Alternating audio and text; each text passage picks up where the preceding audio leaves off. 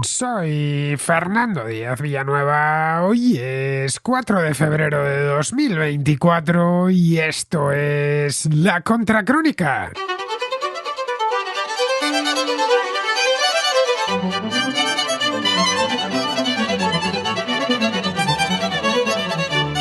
Bienvenidos a la contrarréplica, esta contrarréplica de domingo que se va a quedar en nada al lado del pedazo de contraplano que tuvimos ayer con Mónica y los Monty Python. Y nunca mejor dicho, porque los Monty Python no solo es que fuese un especial sobre el cine de los Monty Python, sino que además seleccionamos un montón de clips, de cortes de audio exactamente. La palabra es corte, no tanto clip es más para vídeo.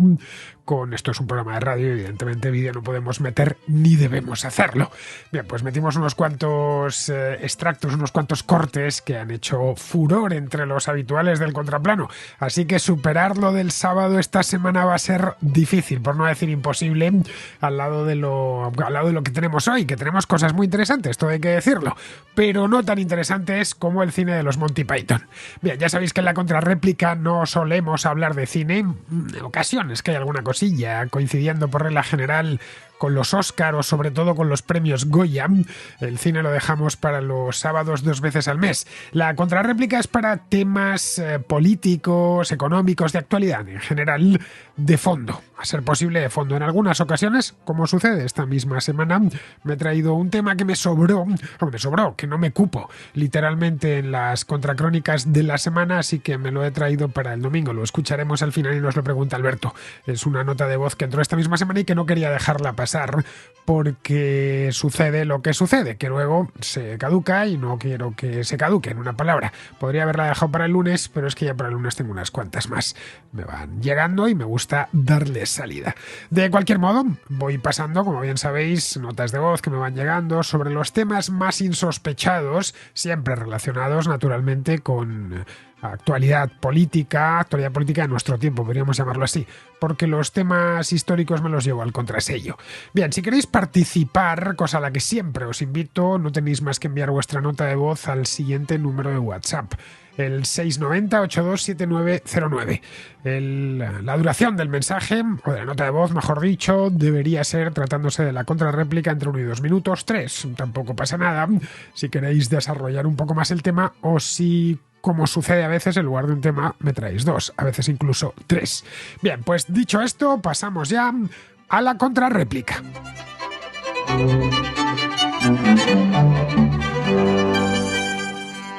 Empezamos con José Luis, que es un contraescucha de Mallorca y que nos habla de la a menudo, bastante frecuentemente, de hecho, muy frecuentemente asfixiante normativa municipal, y nos pone un par de ejemplos que, concretamente uno en la provincia de Zaragoza, que le cayó a él de cerca, y otro que no se ha hecho realidad, pero que quién sabe, según están las cosas, podría terminar haciéndose realidad antes de lo que pensamos.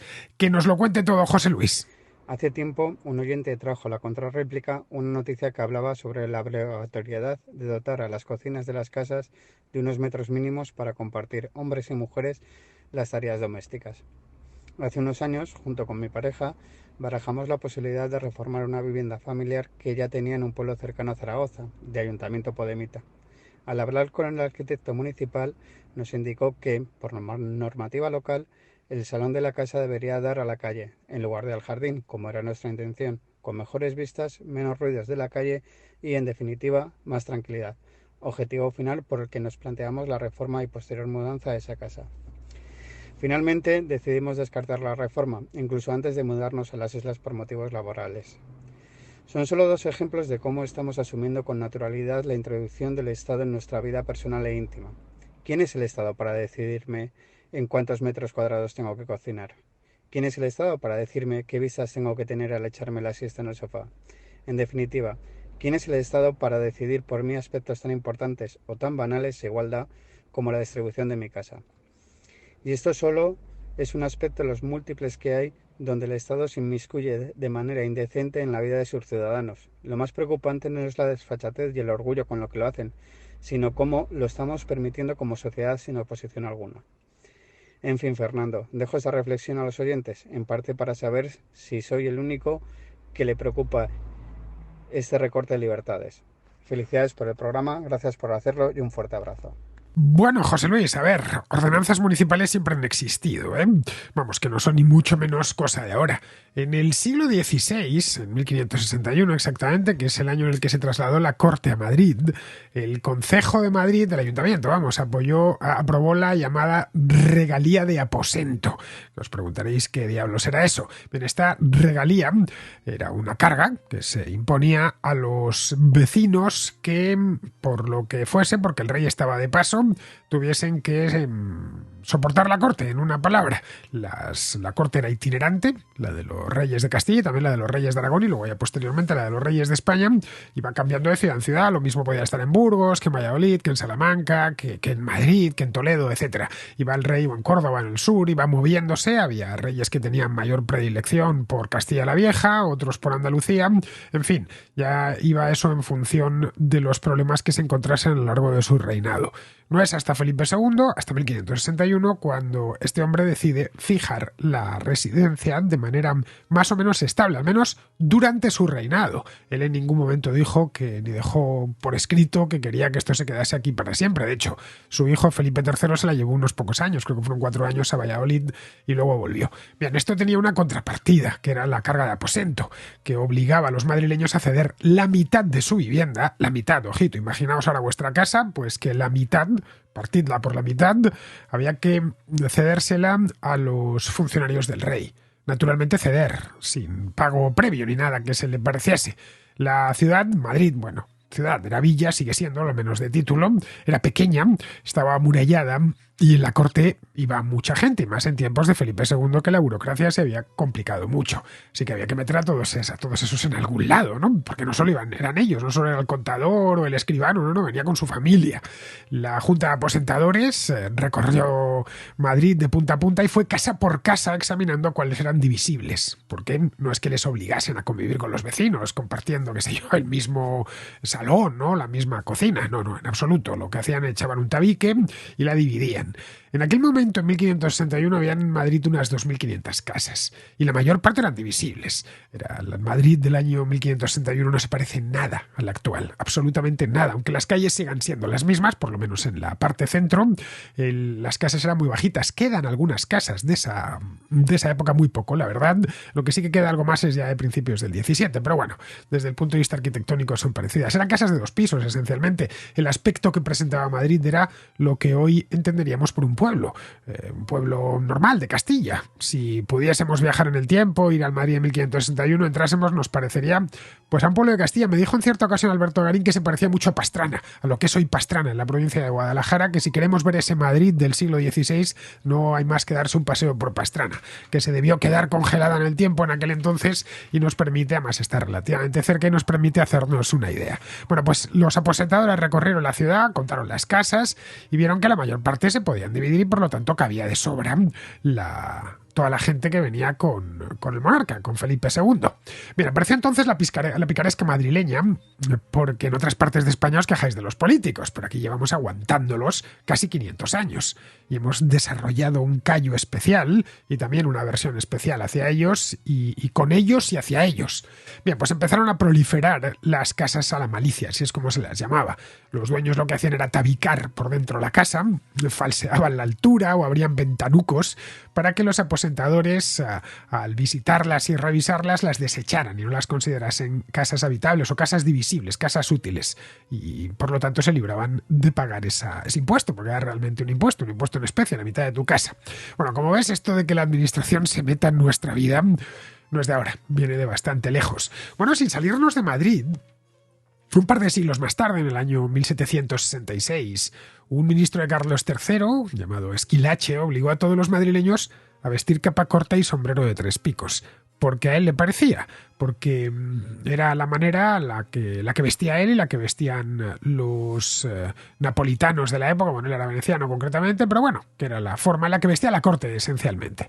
Y la gente por la calle, en cambio, no iba con capa corta ni con sombrero de 3 picos, iban con capas largas y con unos sombreros de ala ancha llamados chambergos, que tampoco eran de origen madrileño, los habían traído unos austriacos a finales del siglo XVII, es decir, 60 o 70 años antes. La cuestión es que eso no le gustaba agua y a los madrileños no les daba la gana quitarse los chambergos, que les gustaban sus chambergos, y las capas largas. Las capas largas eran especialmente útiles porque buena parte de la ciudad en aquel momento no estaba todavía adoquinada. Estaba hecha de los suelos, bueno, la mayor parte de ciudades de Europa era así, de tierra. Eso tenía un problema, era que en verano en Madrid no cae una sola gota, pues claro, con el momento en que soplaba un poco el viento se levantaba polvo. Bueno, lo que sucede ahora mismo cuando sales de Madrid y te vas, qué sé yo, a la casa de campo en pleno verano, en pleno mes de julio, si sopla algo de viento, pues toda la tierra te viene la arena y te da en la cara. Y las capas servían, entre otras cosas, para eso. Había otro elemento climático y es que en Madrid en invierno hace mucho frío y la capa te la puedes poner a modo de bufanda y para taparte la cara. Una de las razones que esgrimió Esquilache era que esos sombreros de la ancha, esos chambergos y esas capas servían, entre otras cosas, aparte de que no le gustaban, desde el punto de vista estético, servían para que los delincuentes, los ladrones, se diesen a la fuga sin que se les viese. Se tapaban, las embozaban con la capa y el sombrero ayudaba en eso y salían corriendo por la calle después de haber perpetrado un delito. Bueno, excusas tuvieron unas cuantas y les obligó a los madrileños. Los madrileños la mayor parte no querían, no tenían ninguna intención. Es como si ahora nos obligasen, qué sé yo, a ir en pantalón corto o a ir vestidos todos con smoking. Pues nos parecería una intromisión imperdonable en nuestra vida. Bien, pues esto en el año 1766 se hizo en la ciudad de Madrid. Y ojo, faltaba mucho tiempo para que llegasen estas nuevas ordenanzas. Lo que hizo Esquilache fue poner alguaciles en las plazas, les ponía una mesita, unas tijeras y conforme pasaba uno, pues nada, le agarraban, le cortaban la capa 3 tijeretazos, porque era 1 por la capa y 2 en el chambergo, que era fácil de convertir, era de la ancha, redondo, y era fácil de convertir a un sombrero de 3 picos. Vamos, que como no se las quitaron por las buenas, pues estos hicieron el trabajo por las malas. Esto ocasionó una revuelta. Aquí cerca de donde me encuentro, en la plaza de Antón Martín, pues unos se enfrentaron contra los alguaciles y aquello dio lugar al famoso motín. Un motín durante varios días que hizo huir al rey Aranjuez. A ver, esta ordenanza concreta de Esquilache sobre las capas y los chambergos era una estupidez y una intromisión. Pero no todas las ordenanzas son malas, ¿eh? Algunas tienen razón de ser. Mira, unos años antes del motín de Esquilache, se obligó a los madrileños a que instalasen bajantes en sus casas, para que no tirasen los excrementos por la ventana, que era lo habitual, no solo en Madrid, sino en todas las ciudades de Europa. Se decía agua va, y se tiraba, ya os imagináis el qué, ¿no? Pues eso mismo, no quiero ser más gráfico. Esas bajantes iban a parar unos colectores subterráneos que el rey encargó diseñar a Francesco Sabatini, para que un alcantarillado, vamos. Tanto las bajantes como estos colectores, como las alcantarillas, no gustaron a los madrileños, especialmente las bajantes, porque tuvieron que pagarlas ellos, y de las alcantarillas pensaban que iban a tirarles las casas. Madrid está, aunque no lo parezca a veces, encima de un acuífero. Es una ciudad a la que nunca le ha faltado el agua, entre otras cosas, precisamente gracias a eso, que hay mucha agua debajo. Esa es la razón por la que en el mismo siglo XVIII, Florida Blanca, otro ministro del rey, obligó a que todas las casas en Madrid tuviesen un zócalo de piedra, para que no se hundiesen con tanta facilidad. Y esa es la razón por la que los turistas en Madrid, cuando llegan, ven que efectivamente en el centro de la ciudad todas las casas tienen un zócalo de piedra en la base. De nuevo, una ordenanza municipal, en este caso para evitar que las casas que se hacían con estructura de madera, la casa en la que yo estoy es un ejemplo, está hecha con madera y no con acero, son muy antiguas estas casas de mi barrio, y se venían abajo con cierta facilidad, a no ser que asegurases muy bien los cimientos. Bueno, pues eso no les gustaba, lo del alcantarillado, porque les obligaba a incurrir en costes y además las alcantarillas, las obras de alcantarillado estaban poniendo en peligro que alguna que otra casa, algún que otro edificio se viniese abajo. Como ves, no le veían sentido, vamos. Llevaban cientos de años tirando la porquería por la ventana y eso de instalar bajantes costaba dinero y era un engorro. En nuestros tiempos, las exigencias administrativas se han incrementado. Pero se han incrementado por muchos múltiplos. Y en algunos lugares, y esto me consta que es así, el ayuntamiento incluso tiene que aprobar previamente el diseño arquitectónico de tu casa.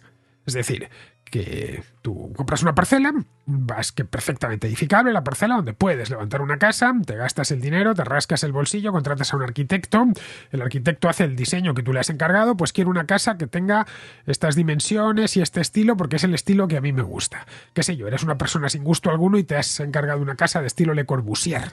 Bien, no la que Le Corbusier tenía privada, que esa era tradicional, no las que Le Corbusier diseñaba para los demás. Bueno, pues puede ser que lo lleves al ayuntamiento y el ayuntamiento te diga que no, que eso va contra el estilo del resto del pueblo y que vuelvas a ver a tu arquitecto y le digas que te la rediseñe conforme a estas normas. El tejado tiene que ser a 2 aguas y tiene que tener la teja de color rojo oscuro, tiene que ser de pizarra o Dios sabe qué. Vamos, que está todo arreglado hasta en cada ámbito, hasta unos extremos que nos asombran cuando los conocemos. Mira, en Madrid, por ejemplo, no te puedes empadronar en un inmueble que esté total o parcialmente por debajo del nivel de la calle. Puedes vivir en un sótano, naturalmente, eso no te lo pueden impedir, o en una entreplanta, pero no te puedes empadronar en ella. Te lo digo porque esto he tenido yo que... nunca he vivido en un sótano o en una entreplanta, pero alguna vez buscando casa, una de las razones por las cuales desechaba en el acto las entreplantas, sobre todo era por eso, porque a partir de ella no me podría empadronar. Sabía que podía tenerlo como estudio, como almacén, como lo que quisiese, incluso vivir allí, poner una cama, mi mesa y trabajar allí, pero nunca podía estar empadronado en ella. También está arreglada la superficie mínima de una vivienda. Creo que no puedes, con la ordenanza actual, creo que por debajo de los 25 metros cuadrados ya no se puede, no recibe la cédula de habitabilidad. Teóricamente no se puede vivir en ella. Por lo demás, todo está arreglado, tanto puertas como ventanas, ancho de las escaleras, bueno, incluso el tamaño del cuarto de baño. No vale cualquier... y el alto de los techos. Está todo, absolutamente todo reglamentado. Esto va por lugares. Madrid tiene los suyos, Barcelona los suyos y, bueno, Palma de Mallorca pues tendrá los suyos también, ¿no? Pero son todos muy parecidos. El cuarto de baño es obligatorio. Tú no puedes vivir en una casa sin cuarto de baño. Y debe de ser independiente. No vale el cuarto de baño al estilo celda de Alcatraz, con el retrete ahí puesto y el lavabo. Si quieres obtener la cédula de habitabilidad por poder vivir, evidentemente nadie te lo va a impedir meterte ahí a vivir. Pero esta cédula no te la dan si la vivienda es interior, por ejemplo, o si tiene una fachada, ya sea a la calle o a un patio interior, que sea inferior a 3 metros. Esto es Madrid, ¿eh? Son 3 metros, tiene que tener fachada. No puedes vivir en un interior. La normativa urbanística en este aspecto es exhaustiva y no es cosa de ahora. Vamos, que viene de lejos y no ha hecho más que endurecerse. Por eso esto que nos cuentas ahora, que quieren que las cocinas sean más grandes, vale, con la excusa de que no, para que puedan compartir las tareas los... qué sé yo, los maridos y las mujeres, no sé, que quepan los dos en la cocina, pueden compartirlas de la misma manera con una cocina pequeña también, ¿no? Con que se turnen, hoy haces tú la cena y mañana la hago yo, bastaría. Pero bueno, que si lo que quieren es ponerse a limitar el número de metros cuadrados de nuestra casa, lo hacen, de hecho ya lo han hecho. La intromisión de la administración, ya sea nacional, autonómica o, bueno, y europea, y naturalmente municipal, es constante. Ojo, con esto no estoy diciendo que no sea necesaria cierta regulación, sobre todo cuando vivimos en ciudades. Naturalmente es un espacio compartido y es normal que existan regulaciones. Esto que os hablaba de las bajantes de la época de Carlos III, pues es perfectamente lógico. O que tengas ciertas exigencias. El caso más claro, no prohibir vivir en interiores o que no puedas tener como viviendo una vivienda en interiores. Puede tener una explicación, o lo de que tenga que tener un cuarto de baño separado puede tener una explicación para que las viviendas o las consideradas como tales y que reciban la cédula de habitabilidad, en principio se puede vivir en cualquier lado, debajo de un puente, tengan unas condiciones mínimas. Claro, a partir de ahí ya puedes construir el edificio que te venga en gana, el edificio administrativo y regulatorio que te venga en gana, que es en definitiva lo que los políticos desde tiempo inmemorial han venido haciendo. Seguimos con John, que nos habla de los problemas a raíz de un programa que hice hace ya un tiempo. Bueno, he hecho varios sobre este tema. Los problemas que atraviesa Boeing, la empresa aeronáutica. Bueno, ya cuenta de los incidentes continuos que están teniendo con la última variante del Boeing 737, el famoso MAX, que ya nos dio mucho que hablar allá por el año 2019 y en 2018 y 2019, cuando tuvo aquellos accidentes tan dramáticos. y que nos ha vuelto a dar que hablar este mismo año, a principios de año, con, gracias a Dios, no fue accidente ni hubo que lamentar víctimas mortales, pero vamos, el susto que se llevaron los pasajeros de aquel vuelo de Alaska Airlines que salía de Portland, en Oregón, que le salió volando una puerta de emergencia, pues el susto debió ser morrocotudo. Así que de esto mismo, de los problemas que tiene Boeing con este avión, es de lo que nos habla Ion. Hola Fernando, quería opinar sobre tu programa acerca de los problemas que ha tenido la aviación comercial últimamente, la industria de la aviación. Em, los problemas en particular que sufre Boeing, que en mi opinión, pues vienen de mucho tiempo atrás, desde que se fusionó con McDonnell Douglas en 1987, pues lo que trajo pues un cambio de cultura corporativa enorme. De McDonnell Douglas se trajeron muchos hábitos que en mi concepto no fueron sanos y, y que pues permearon ya a Boeing hasta tal punto que se tomaron decisiones muy desacertadas, como primero sacar el 757, que era un avión de gama media muy bueno, que voló en 1982 por primera vez y que tenía un gran potencial de desarrollo y que fue sacado del servicio a comienzos del siglo XXI y, y que dejó un espacio en el mercado que tuvo que llenar el Airbus A321, que es una variante del Airbus A320. Y aquí viene mi otro punto. El Airbus A320, que voló en 1987 por primera vez, es un avión de última tecnología, con creo que fue el primer avión comercial que usó la tecnología de vuelo por cable, que es básicamente que es computadoras controlan el avión. Em, y, mm, pero ese no es más que todo el aspecto fundamental. El aspecto es el tren de aterrizaje del Airbus y por eso quería llegar a este punto para que tomaras nota sobre este tema. El 737 fue diseñado y construido por primera vez en 1967, es un modelo de los 60. Si tú ves los 737 de esa época y los de ahora, prácticamente son idénticos. No es mucho lo que ha cambiado, no es mucho lo que se les puede hacer. Se les puede poner nuevos motores, se les puede poner nueva tecnología electrónica, pero en realidad es un avión que es esencialmente el mismo de los 60. Boeing consideró que esto era importante porque ahorraba en costos de producción, ahorraba en costos de entrenamiento porque los pilotos volaban prácticamente el mismo avión y no tenían que entrenar para volar nuevos sistemas. Si tú vas a buscar la cabina de pilotos del 737 antiguo y del nuevo y ves la parte superior de la cabina, son prácticamente idénticas. Lo único que cambia pues, es la tecnología de cristal líquido que hay ahora. Pero el problema principal es el tren de aterrizaje. El tren de aterrizaje del 737 es muy corto. En esa época, cuando se construyó el avión por primera vez, no era un problema porque los motores eran pequeños, eran delgados.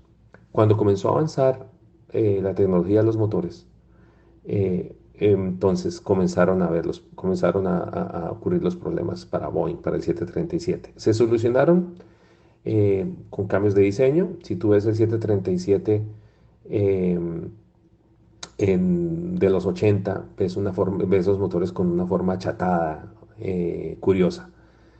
Y han sido aviones que se han vendido bien. No voy a negar que se han vendido muy bien, porque son aviones eficientes y se venden muy bien. Pero al avanzar la tecnología, los motores avanzaron más y ya pues constituye un problema mayor para este modelo.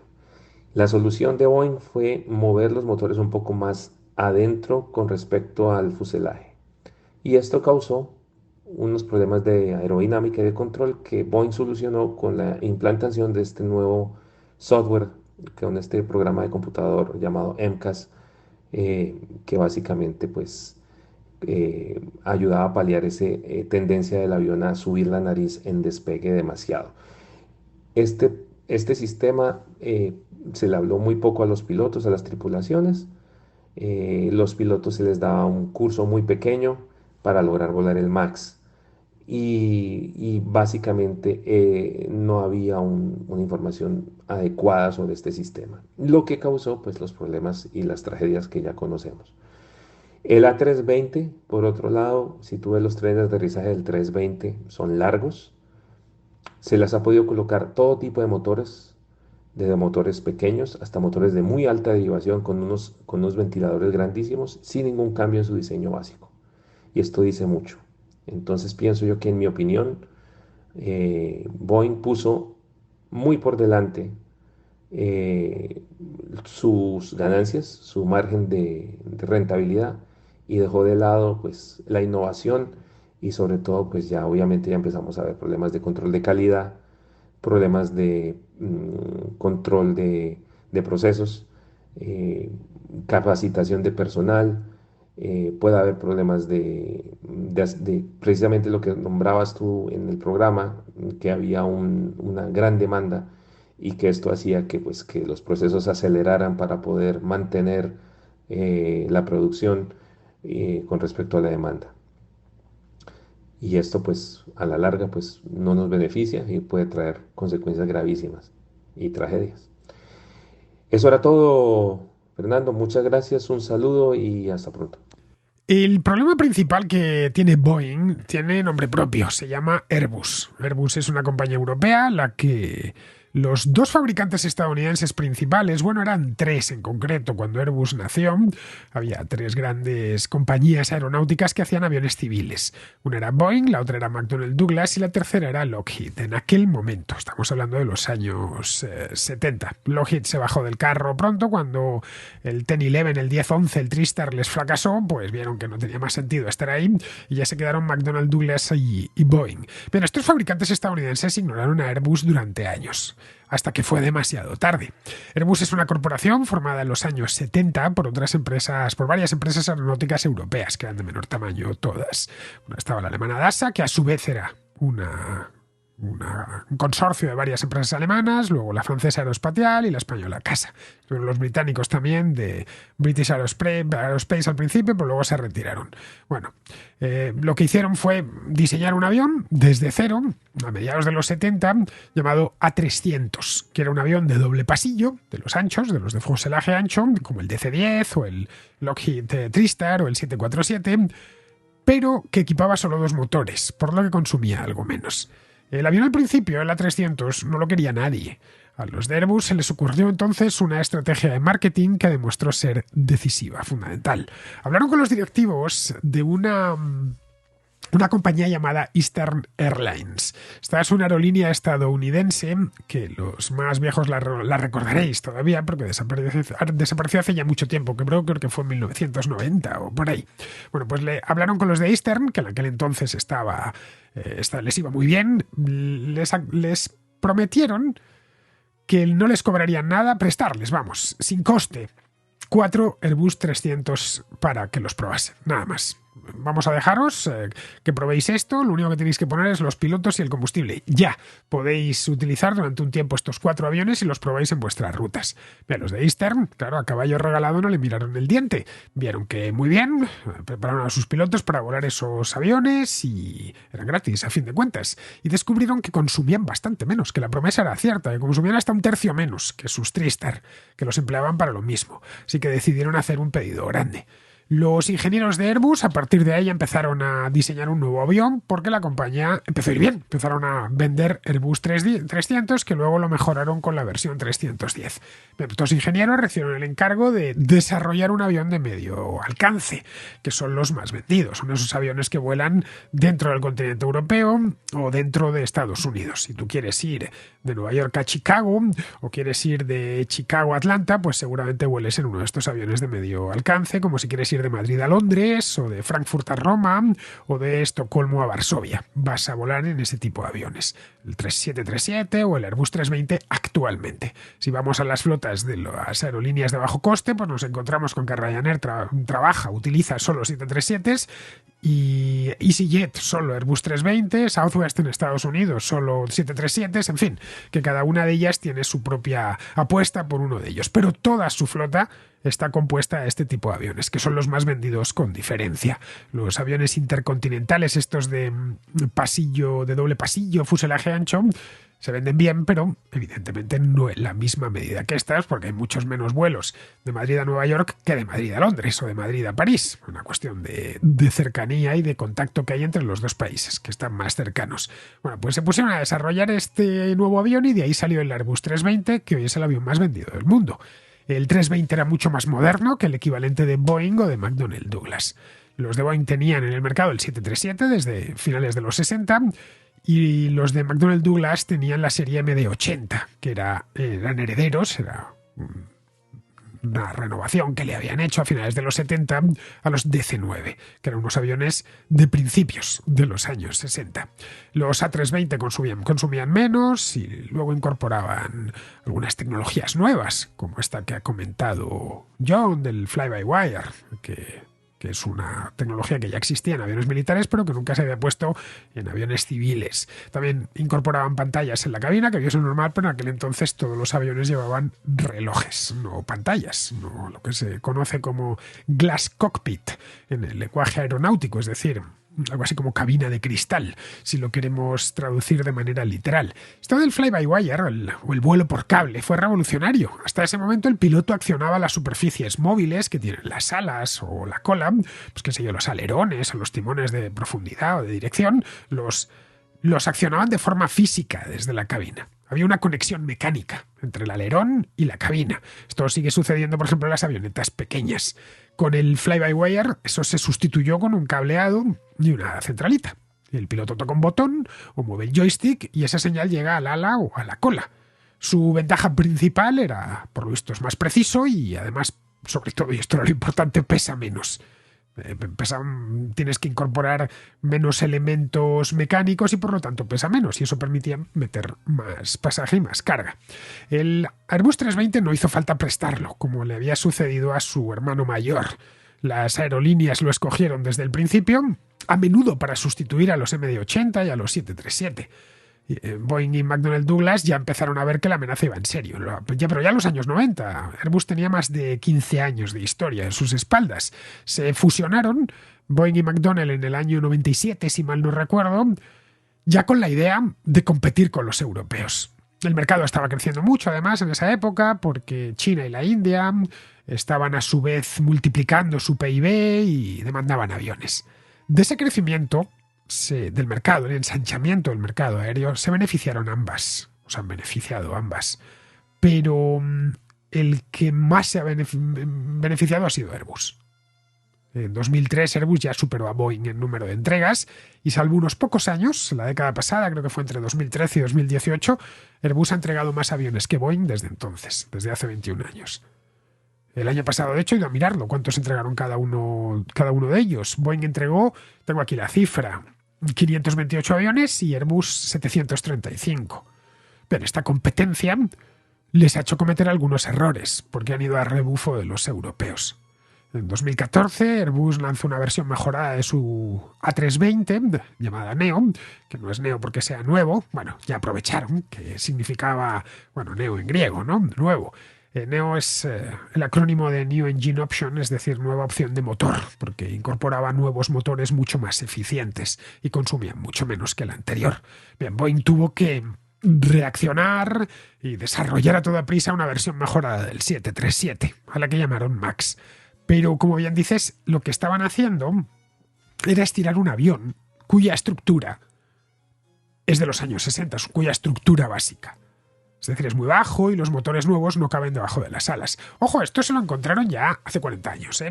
Se lo encontraron ya en los años 80, cuando desarrollaron la versión 300, que ahora se conoce como Classic, que les obligó a achatar la carcasa del motor por debajo. De hecho, esos aviones en los aeropuertos son inconfundibles, porque cuando los ves desde la terminal o desde otro avión sabes que es un 737-300 porque va, o 400 de esa serie, o 500 porque va un Classic, porque va la parte de abajo del motor es plana. Ya sabes que es esa versión que tuvieron que hacer ese apaño porque si no se daba el motor con la pista.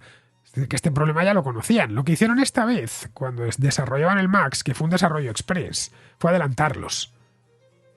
Lo que debieron hacer es buscar el modo, sin tocar la estructura, de poder poner en el mercado lo antes posible un avión que consumiese lo mismo que el Airbus 320 Neo. Echaron los motores para adelante y eso ocasionaba ciertos problemas de estabilidad en vuelo. Bien, esos problemas los corregiría un sistema informático que es el que fallaba, el que falló y el que tiró al suelo el avión de Ethiopian Airlines y el avión de Lion Air en Indonesia. Lo ideal hubiera sido que se hubieran sentado en la mesa de diseño y hubieran concebido un avión desde cero, como hicieron por ejemplo con el 787, con el Dreamliner. Pero claro, eso implicaba mucho tiempo y la competencia apretaba. Con el Dreamliner ellos habían tomado la iniciativa, llevaban ventaja, pero con este no. Y puestos a llevar la iniciativa en algo es mejor llevarla en aviones de medio alcance porque se venden muchas más unidades. Ya con el 320 Neo en el mercado y volando desde 2016 sabían que cada mes que pasaba perdían ventas, porque ninguna aerolínea querría comprar un 737 Next Generation, los NG, que es la penúltima versión, lanzada en el 97, que consumía pues algo así como un 15% más que los aviones, los nuevos de Airbus.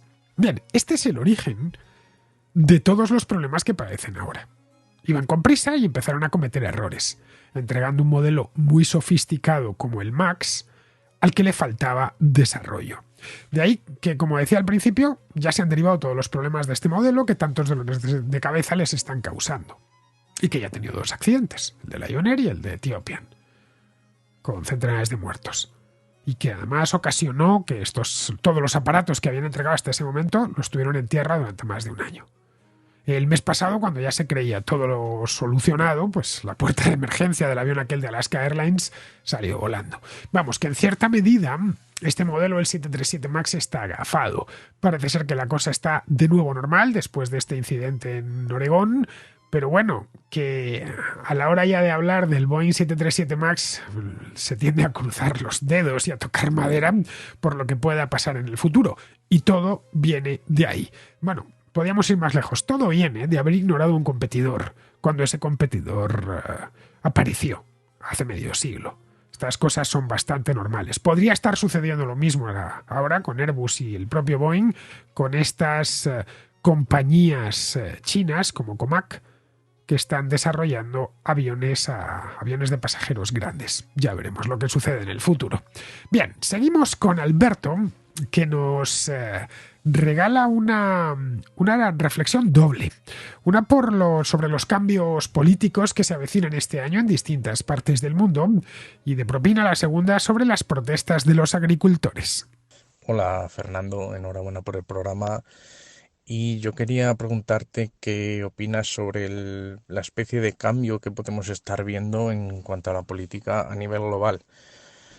Tenemos a Donald Trump, que parece que vuelve, y vuelve, aparte de que sus votantes lo quieren, enfrente tiene un Joe Biden que no convence.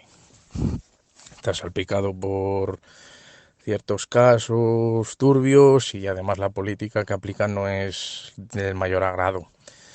También tenemos a un Milei que ha arrasado en Argentina por la situación que vive el país desde hace muchos años, que parece que algunas de sus medidas están empezando a ver luz, que no sabemos si serán a corto o largo plazo, pero que si le va bien podría ser un efecto dominó, porque a nivel global tenemos una izquierda que va como pollo sin cabeza.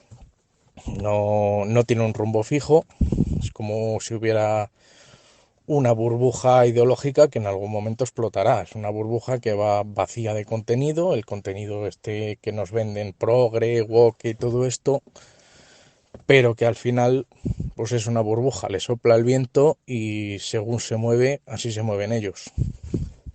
Lo vemos aquí en España. El gobierno se sustenta bajo el agua respirando por una pajita, negociando in extremis con una ultraderecha que según ellos es progresismo, pero que no deja de ser una ultraderecha que le aprieta y que no saben reaccionar. También el resto de la izquierda, no, por mucho que le diga su nombre, no suma, está muy dividida, no, de la misma manera no tienen un rumbo fijo y que puede llegar algún momento que no, exactamente, que eso explote. También quería preguntarte qué opinas de los movimientos de agricultores y de gente del campo que se está produciendo en Europa. Ya se ha producido en Alemania, lo estamos viendo estos días en Francia, que además son movimientos ligados en cierto modo a la derecha o la extrema derecha. En España aún no estamos viendo movimientos, pero también es un sector bastante ligado a la derecha. Por ejemplo, en Castilla y León, Vox está sustentado en votos en gran medida por gente del campo. Y sí que es cierto que es un sector bastante castigado porque las políticas que se aplican se suelen aplicar desde la ciudad y eso es un poco un error de concepto. No puedes pretender desde el centro de Madrid que el sector primario se dedique a hacer todas las políticas que a ti te parecen bien a nivel medioambiental, a nivel económico, que pueden tener razón, pero que al final no es lo que ve o lo que vive ese sector. También, en cierto modo, estamos acostumbrados a que, porque vende mucho, todos queremos apoyar al campo, queremos que todo sea lo mejor, lo más ecológico, lo más sano, pero también vamos a hacer la compra y queremos que sea lo más barato. Y eso son dos posiciones opuestas. O es barato y se hace de mala manera, o si queremos tener todo va a ser algo caro y vamos a tener que pagarlo. Y es un sector que no está dispuesto, por lo menos ya a medio plazo, a perder más dinero. Un saludo. Pues vamos a ver, Alberto, que tu nota de voz no es muy larga, pero es muy sustanciosa. Nos has traído 3 casos en 3 países. Por un lado Estados Unidos, por otro Argentina y por último España. Son 3 casos distintos y hay que individualizarlos necesariamente. En el caso de Estados Unidos, todo indica que nos dirigimos a una segunda edición, corregida y aumentada, de lo que sucedió en 2020, con los mismos candidatos. Al estadounidense medio no le gusta especialmente Biden, pero es que tampoco le gusta especialmente Trump. Pero no hay otros candidatos alternativos que convenzan a los votantes. Digamos que han quedado atrapados entre 2 personajes que tienen, o están cerca o superan los 80 años de edad, y que representan 2 formas distintas de ver la política. Ojo, no en todo, ¿eh? En algunas cosas, como explicaba esta misma semana sobre el proteccionismo, son muy parecidos. En Estados Unidos la sociedad está muy polarizada desde hace unos años y estos 2 representan mejor que nadie esa polarización. En el caso de que terminen enfrentándose en noviembre, lo más probable, conforme a las encuestas de las que disponemos en estos momentos, es que el vencedor sea Donald Trump. Pero todavía es pronto para cantar victoria por nadie, porque estamos aún en febrero. Donald Trump, como bien sabes, tiene 4 casos penales muy graves pendientes de juicio. De cualquier manera, la política estadounidense, hasta que estos 2 se jubilen, ha entrado en una especie de día de la marmota, de bloqueo, del que les va a costar mucho salir. Respecto a Argentina, pues a ver, que os voy a decir que no sepáis, ¿no? El país atravesaba desde hace ya muchos años una crisis profunda, muy profunda. Eso ha tenido consecuencias, como era de esperar. Los argentinos esta vez han dado una sorpresa al mundo y se han decantado por un candidato que es nuevo y que trae ideas muy revolucionarias. Revolucionarias en el sentido estricto de la palabra. Pensar que ahora mismo ponerse a nacionalizar y a hacer patrioterismo es revolucionario, pues sinceramente no tiene nada de revolución. Pocas cosas son más viejas que las presuntas ideas revolucionarias. Las de Javier Milei sí que son revolucionarias porque suponen una novedad en prácticamente... hoy por hoy en nuestro mundo son novedosas desde donde las miremos. En fin, es toda una incógnita. Si las reformas que Javier Milei quiere hacer funcionarán o no funcionarán. Eso dependerá de si le dejan hacer, de si no encuentra muchas resistencias en la calle y sobre todo de si está decidido a llevar esa agenda reformista hasta sus últimas consecuencias, que tampoco lo sabemos. Podría terminar siendo un chasco o podría dar comienzo a una nueva etapa en la historia política argentina. Pero aún es pronto para saberlo. En España lo que tenemos es un gobierno tremendamente desgastado. Un partido que perdió las elecciones en el mes de julio, que es el PSOE, y que para aferrarse al poder ha pactado con cualquiera. Los resultados los estamos viendo. El gobierno se conformó como tal en noviembre y las sesiones parlamentarias son auténticas pesadillas para él.